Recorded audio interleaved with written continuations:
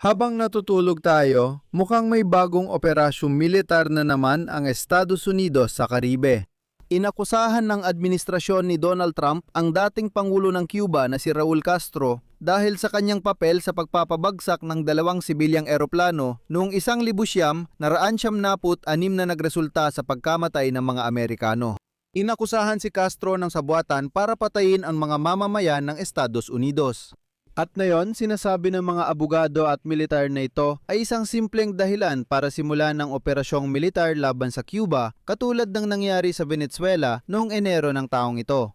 Sa parehong oras, sa parehong araw, dumating ang Carrier Strike Group ng hukbong sandatahan ng Estados Unidos sa Karagatang Caribbean at itinapat ang kanilang mga armas sa Cuba.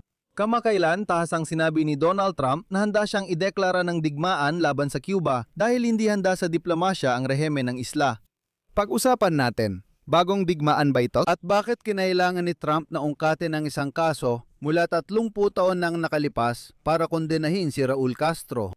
Ako si Alexi Pichi, pag-usapan natin ang paksang ito ng sabay-sabay. Pero bago tayo magsimula, hinihiling ko na mag-subscribe kayo sa YouTube channel na ito, i-like ang episode at mag-iwan ng kahit anong komento ninyo. Mga kaibigan, mag-subscribe din kayo sa Pichi News Telegram channel. Nasa video description ang link. Makikita rin sa video description ang link sa aking eksklusibong YouTube channel na nasa wikang Ukrainian. Kaya kung gusto ninyong panoorin ang aking mga hiwalay na episode sa wikang Ukrainian, siguraduhin pumunta kayo at mag-subscribe. Suportahan ninyo ang bagong eksklusibong Ukrainian language YouTube channel. Opisyal nang nagsampa ng mga kasong kriminal ang mga otoridad ng Estados Unidos laban kay dating leader ng Cuba na si Raul Castro. Ayon kay Todd Blanche, pansamantalang pangkalahatang taga-usig ng Estados Unidos, ang kaso laban kay dating Cuban President Raul Castro ay mensaheng pananagutin ng sinumang pumapatay ng Amerikano. Sinabi niyan ang kasong ito ay nagmarka ng unang pagkakataon sa halos 70 taon na ang mga mataas na opisyal ng Cuba ay kinasuhan ng Estados Unidos dahil sa pagkamatay ng mga Amerikano. Alam na ang listahan ng mga kasong isinampa laban sa dating presidente ng Cuba ay may pinakamataas na parusa na habambuhay na pagkakakulong kung mapapatunay ang nagkasala siya sa paglilitis. Dagdag pa, kasunduan na may layuning patayin ang mga mamamayan ng Estados Unidos.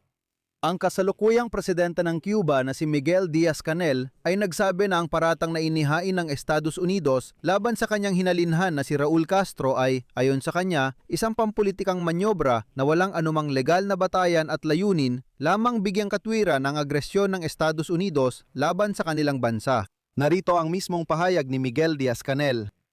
Ang diumano'y paratang laban kay General ng Hukbo Raul Castro Ruz, nakakalabas lang ng gobyerno ng Estados Unidos, ay nagpapakita lamang ng kayabangan at pagkadismaya na nararamdaman ng mga kinatawan ng imperyo dahil sa matatag na katatagan ng Rebolusyong Cuban, pati na rin ang pagkakaisa at moral na lakas ng pamunuan nito.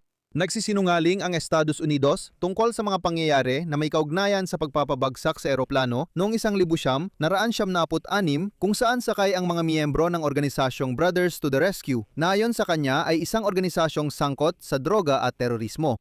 Noong Pebrero 24, 1996 kumilos ang Cuba sa loob ng legal na pagtatanggol sa sarili sa loob ng kanilang teritorial na tubig. Matapos ang sunod-sunod at mapanganib na paglabag sa ating himpapawid ng mga kilalang terorista na mahigit 100 beses nang binalaan ang administrasyon ng Estados Unidos noon, ngunit hindi pinansin ang mga babala at hinayaang mangyari ang mga paglabag.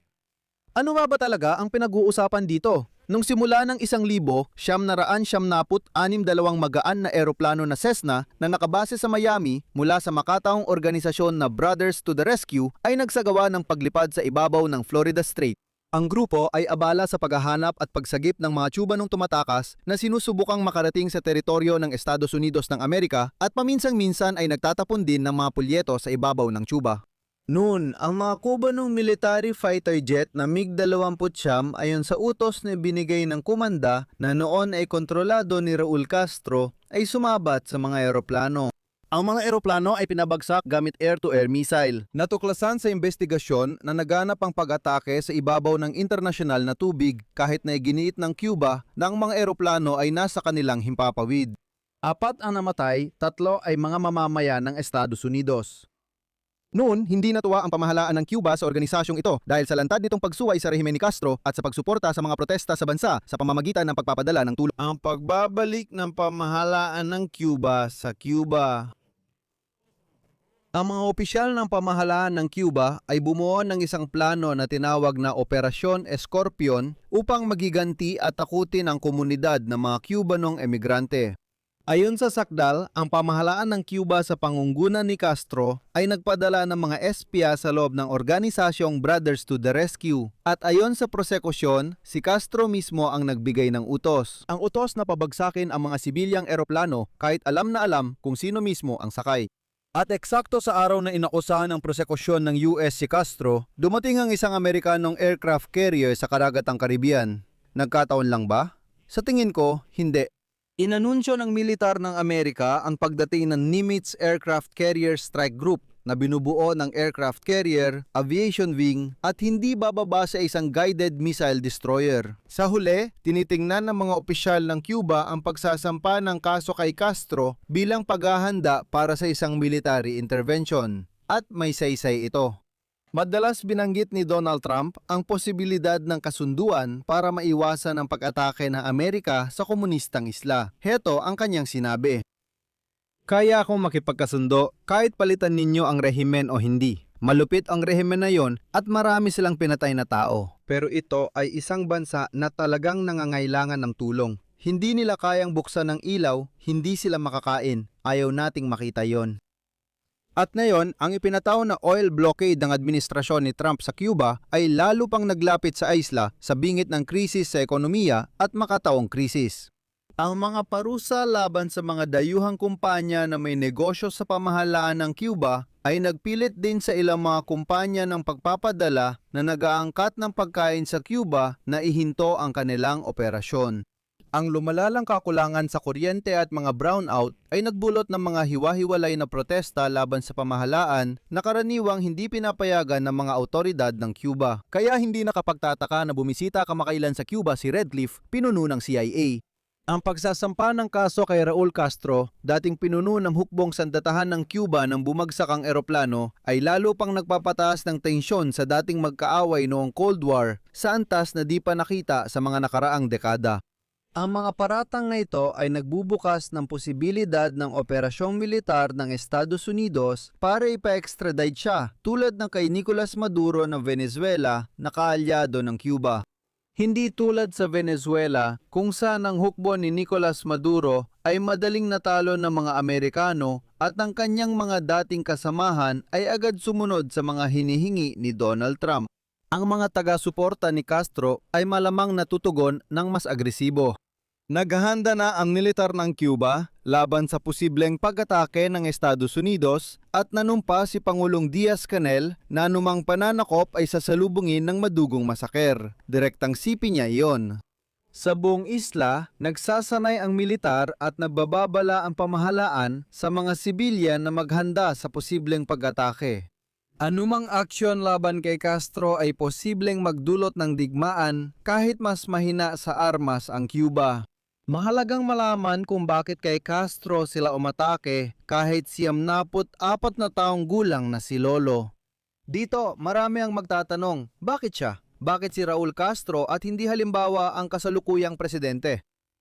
Ang totoo niyan, halos bawat mataas na opisyal sa politika at militar ay personal na pinili mismo ni Raul Castro. At sinasabi ng kalihim ng Partido Komunista na si Diaz-Canel na lahat ng mahahalagang desisyon sa Cuba ay si Raul Castro mismo ang gumagawa. Ibig sabihin, para maintindihan, si Raul Castro sa Cuba ay parang kataas-taasang leader na si Khamenei sa Iran.